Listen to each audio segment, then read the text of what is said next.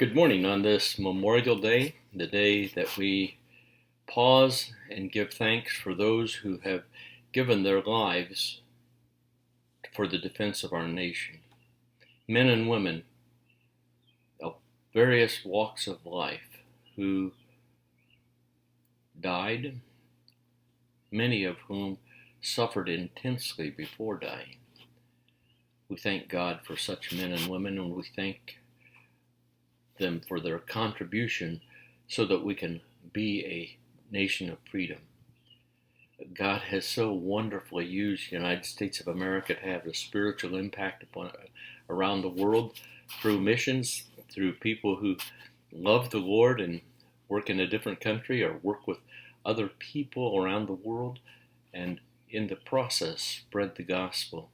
It's no wonder the devil wants to destroy our freedoms and our nation and our religious freedom because it foils his plans.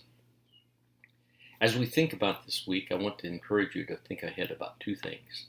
One, as long as we're in this lockdown, I want to encourage you to consider doing the assignment 5-1 about a mega church worship service. Now, this is not your own church if you're a part of a mega church. It's another church, and you're to do, well, the directions are there in week 5.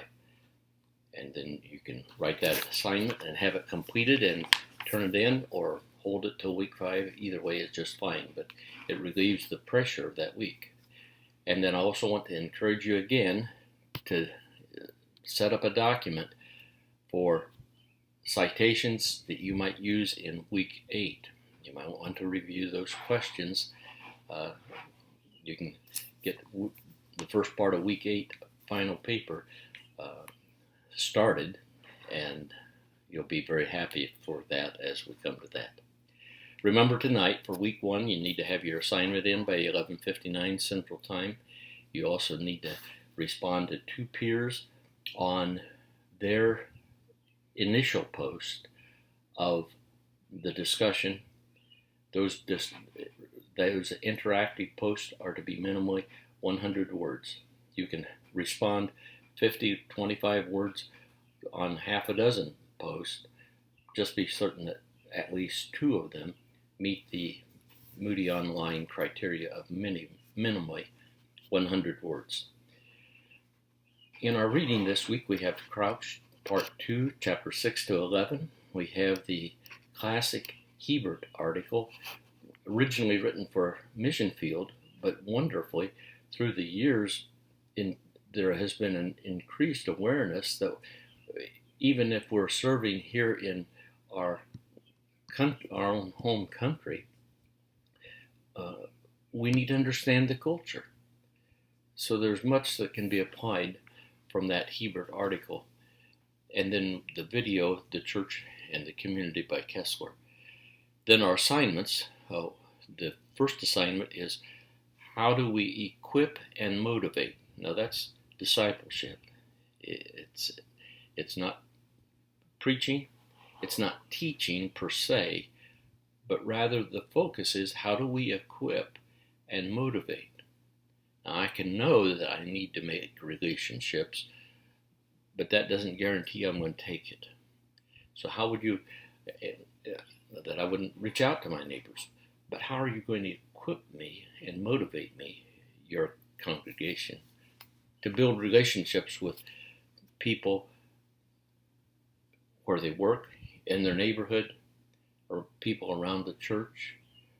That's a good question. I think it's a challenging question, but that most churches have not adequately addressed.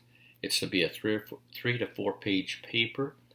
Just FYI, I don't think that less than a half page on the 4th page is 4 pages. So take that into consideration. 3 to 4 pages, MLA style.